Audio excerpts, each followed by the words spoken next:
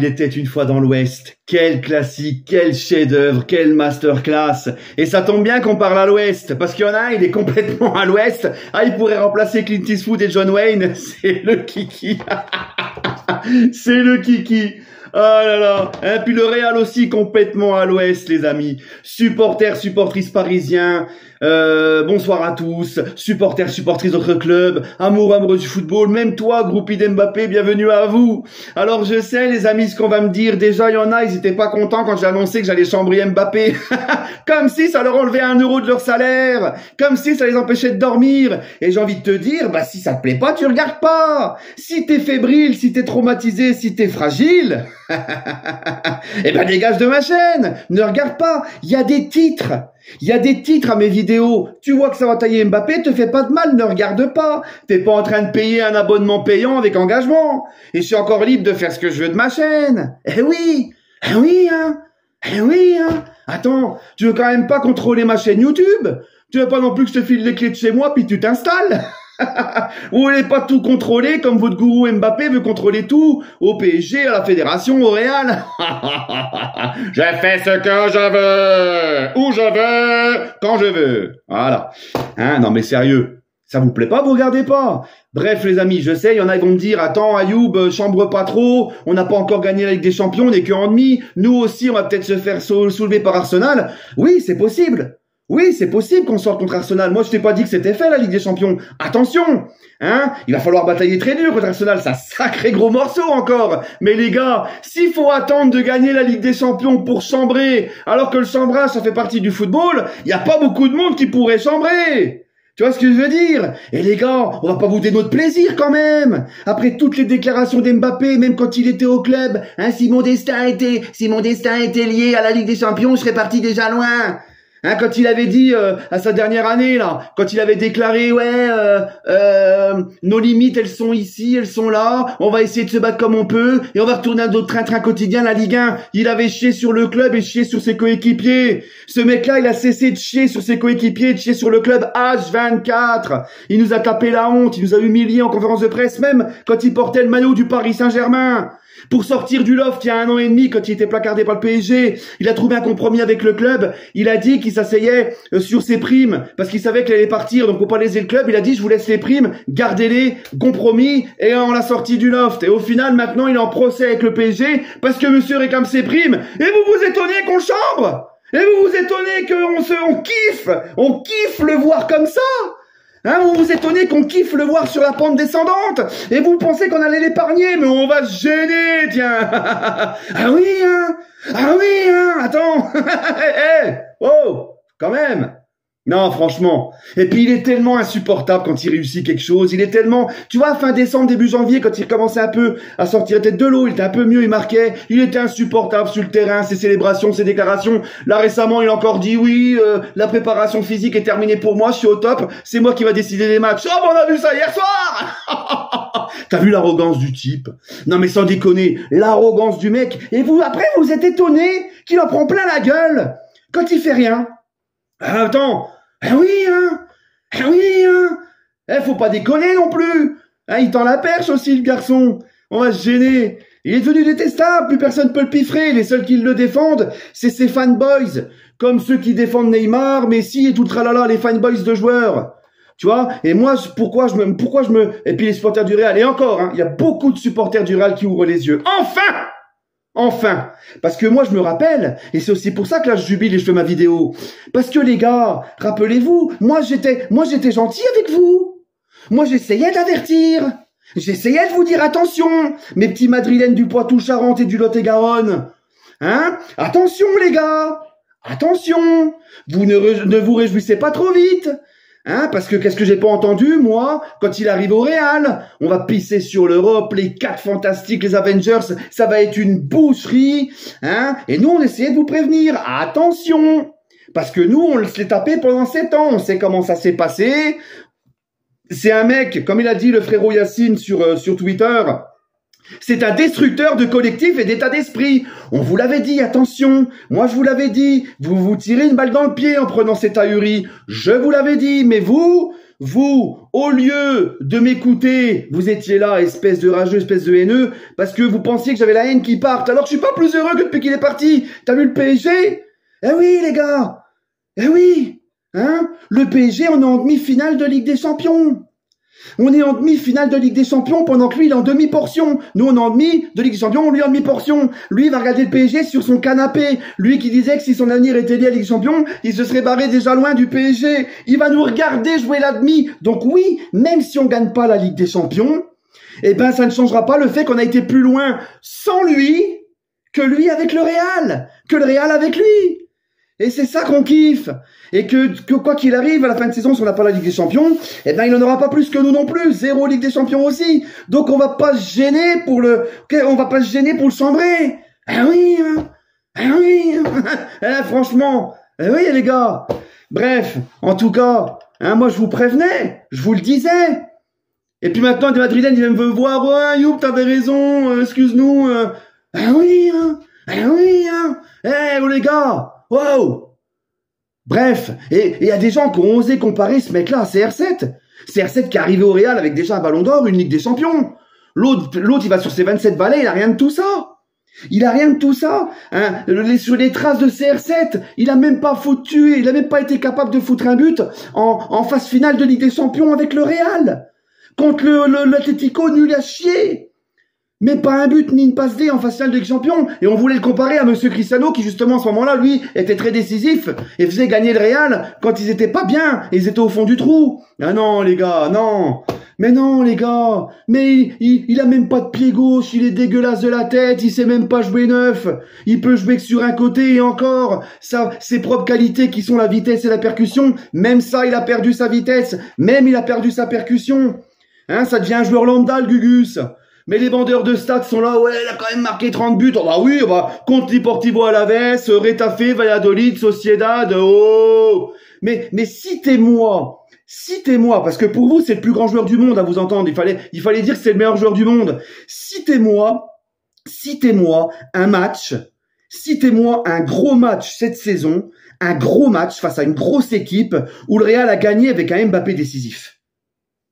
Il y en a pas! Il y en a pas. Allez, l'Atalanta en Super Coupe d'Europe, l'Atalanta en match de poule de Ligue des Champions. Allez, ok, je vous l'accorde contre l'Atalanta. Ok. Mais et après, on parle du meilleur joueur du monde. Il devrait y en avoir il devrait y en avoir beaucoup plus. Contre Liverpool, nul à chier. Contre l'AC Milan, défaite au Bernabeu, nul à chier. Contre le Barça 4-0 à domicile en championnat, nul à chier. Finale de Super Coupe d'Espagne, il est bon, il marque, mais le Real prend une branlée. Hein, donc Atlético 8e de finale aller-retour, il est très moyen, il fait pas grand-chose, il marque même pas. Là contre Arsenal, les deux matchs, il nous a pondu une bouse, il nous a pondu. Les deux matchs, hein, c'est trop peu pour le soi-disant meilleur joueur du monde, celui qui allait tout péter au Real, celui qui allait enfin gagner la Ligue des Champions, son ballon d'or au Real. Et ben là, voilà. Et regardez, à côté de lui, le pire, c'est que le Real Madrid, en fait, là, moi, quand je vois le Real, c'est ça aussi que j'essaie de vous expliquer. Hein, et osez me dire le contraire. Quand je vois le Real, d'accord, j'ai l'impression de revoir le PSG de l'époque. Nous aussi, on disait les 4 Fantastiques. Nous aussi, on disait les Avengers. Et on connaît la suite. Ah oui, hein. Ah oui, hein. Ah oui. Bah oui, les gars. Hein. Nous aussi, on a connu les mêmes problèmes. T'as vu le Real, c'est devenu que des polémiques depuis qu'il est là. Les trucs bizarres avec Rodrigo, Vinicius, les départs déjà anticipés de Rodrigo et Vinicius pour faire la place à Kiki. Hein, le Rodrigo et Vinicius qui ont même plus envie, ils courent plus, ils sont plus du tout ce qu'ils étaient. Ah oui, hein. Ah oui, hein. Mais c'est normal. C'est normal, les gars. Oh, l'autre, il est arrivé, il a rien prouvé au Real. Il est arrivé, il a rien prouvé au Real. Il arrive dans un collectif qui vient de gagner la Ligue des Champions avec Bellingham, Vinicius, Rodrigo, qui ont gagné la Ligue des Champions au Real en étant décisif, en étant important. L'autre, il arrive, il a rien prouvé au Real. Et on lui donne le plus gros salaire du Real. Il a le plus gros salaire. Et c'est lui le chouchou à Florentino Pérez. Tout doit tourner sur lui. L'avenir du club, c'est lui. Le futur, c'est lui. Et les autres, limite, si on peut les dégager pour lui faire de la place, on va les dégager alors qu'ils ont tout donné et remporté la Ligue des Champions avec le Real. Ah oui, hein. Ah oui, hein. Ah oui, les gars. Hein? Et après on s'étonne que Vinicius et tous on aura le cul, ils en peuvent plus. Mais quand ils le voient marcher sur le terrain, parce que non seulement il est dégueulasse, il arrive plus à éliminer, il arrive plus il arrive de moins en moins à éliminer. Quand il veut faire son créateur à la Neymar, alors qu'il a pas du tout le QI football, ni la technicité d'un Neymar, quand il vient, qui décroche, qui veut orchestrer le jeu, qui perd 7 balles sur 10, là, nul à chier, quand il essaye de dribbler, il n'y arrive plus, parce qu'il a perdu en vitesse, en percussion. Et puis qu'en plus de ça, il fait aucun effort sur le repli défensif, il court pas, il traîne toute sa peine. Hein? Et quand Luis Enrique avait le courage de sortir, ce que le PSG faisait pareil, il en prenait plein la gueule, Luis Enrique. Bref, donc tu m'étonnes que les Vinicius et tout, ils se disent, attends, l'autre, non seulement il arrive, il a rien prouvé, on lui donne le plus gros salaire au Real, plus que nous, qui avons tout donné, tout fait pour le Real et qui avons gagné avec des champions, et en plus, le mec, il court pas. Et moi, je vais courir pour sa gueule. Ben non, les gars. Vinicius, Rodrigo, Bellingham, ils ont un ego aussi. Eux aussi, c'est des gros joueurs. Donc forcément, ben ça ne va pas. Eh oui, hein. Eh oui. Mais c'est exactement les mêmes problèmes qu'on avait au PSG. On vous l'avait dit, on vous avait prévenu. Vous l'avez voulu, vous l'avez eu. Et c'est tout. Eh oui, hein. Eh oui, hein. Qu'est-ce que tu veux que je te dise? Nous, on savait. On savait. Voilà, c'est tout. Son prime, il est passé, il est sur la pente descendante. Tu vois? Hein? Et c'est pour ça que moi je kiffe, parce que qu'est-ce que j'ai pris dans la gueule quand j'essayais de vous prévenir? Hein? C'est comme de toute façon, les groupies de joueurs, c'est comme ça. T'as beau les prévenir, t'as beau leur dire, ils comprennent pas. Regarde Neymar. Tu te rappelles de Neymar? Hein? Neymar, quand j'ai fait mon dégage du club, quand je disais qu'il fallait le dégager du club, tout ça, qu'est-ce que j'ai pas pris dans la gueule par ces groupies? Qu'est-ce qu'on n'a pas entendu quand il est parti en Arabie Saoudite pour 90 millions d'euros? Ouais, j'en voudrais toute ma vie à Luis Enrique d'avoir dégagé Neymar. Il a fait combien de matchs depuis qu'il a quitté le PSG, Neymar? Il a fait combien de matchs? Il est H24 blessé, il vient encore de se repéter. Hein? Et on m'a insulté, et on s'en est pris même à Luis Enrique parce que il a été dégagé du club et moi je voulais qu'il dégage du club. Hein, vous avez vu dans l'état qu'il est, Neymar? Ils ont enfin compris quand même ces groupies. Eh oui, hein. Eh oui, bref. Oh là là, non mais franchement, sans déconner. Mais je vous l'avais dit, je vous avais prévenu. Hein, l'autre, il a fait une interview récemment. C'était facile pour moi de choisir entre l'argent et le Real Madrid. À croire le mec, il bouffe au Resto Pop et il est au SMIG. Oh, il a le plus gros salaire d'Europe. Il a le plus gros salaire d'Europe. Il a touché une prime à la signature monstrueuse. Et il ose nous faire croire, ouais, entre le Real et l'argent. Mais arrête de nous prendre pour des guignols. Et après, on se plaint qu'il a le retour du bâton, que tout le monde lui en fout plein la gueule. Il se fout de la gueule du monde. Il se fout de la gueule du monde. Tu vois? Bref. Et là, c'est catastrophique, sa prestation d'hier. Oh, les gars, mais c'est une catastrophe. C'est une catastrophe. Et ceux autour de lui, en fait, ils gangrènent tout le monde. Ceux qui sont avec lui n'ont plus envie. Eh oui, comme je viens de vous l'expliquer. Ah oui, hein. Eh oui. Bref. On vous l'avait dit que ça se passerait comme ça. Et j'ai envie de te dire, tant qu'il sera au Real, franchement, bah, force à vous, les gars. Force à vous, parce que c'est pareil, hein, parce que, soi-disant, au Real, c'est pas le PSG, au Real, il va courir, il court pas, hein, au Real, il va courir, il aura pas le choix, et dans un grand club, une grande institution, il court pas, il fait rien, il ne court pas, et il donne pas envie à ses coéquipiers de courir non plus. Les mecs, ils ont arrêté de courir aussi, tu vois, un démoralisateur, un destructeur de collectif et d'état d'esprit. Je vous le répète, comme avait dit le frérot Yacine, sur Twitter, c'est exactement ça, d'accord? Et là, les gars, Pérez, c'est pareil. S'il doit sacrifier Vinicius ou Rodrigo pour Mbappé, il le fera.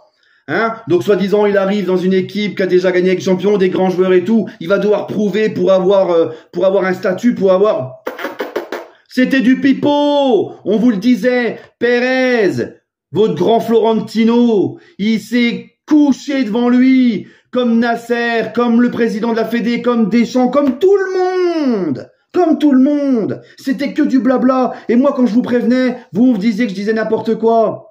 Hein? Mais je vous dis, ce Real-là, on dirait le PSG de l'époque. C'est même plus, il n'y a plus de collectif, c'est que des individualités. Et encore les individualités nullissimes. Rien, incapable de faire quelque chose. Nul à chier. Il reste plus rien, en fait. Là, il reste plus rien. Au même titre que cette saison, le Real risque de ne rien gagner. Mis à part la Super Coupe d'Europe qu'ils ont gagné à l'intersaison, comme tout le monde n'était pas encore à 100%, sur un match contre l'Atalanta, après les matchs amicaux. Voilà.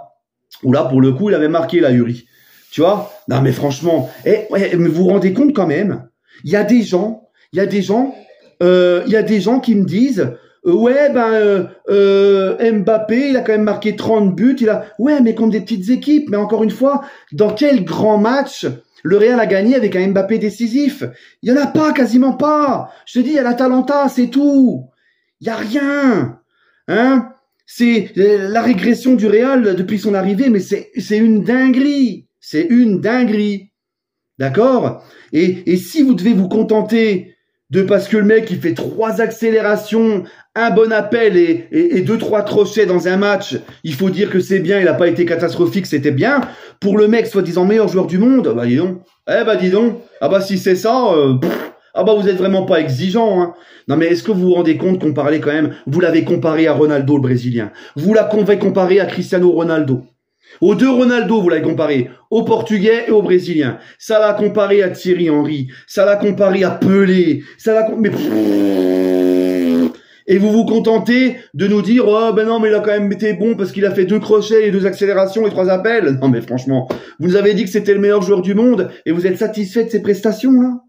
Mais cette année au Real, c'est une catastrophe Mbappé. C'est la descente aux enfers. Eh oui les gars. Eh oui hein. Eh oui. Allez bref, en tout cas moi je ne boude pas mon plaisir. Hein, et je pourrais encore continuer. Allez les amis, prenez soin de vous et toujours et encore, allez Paris, on se retrouvera pour demain pour l'avant-match de PSG Le Havre. Voilà.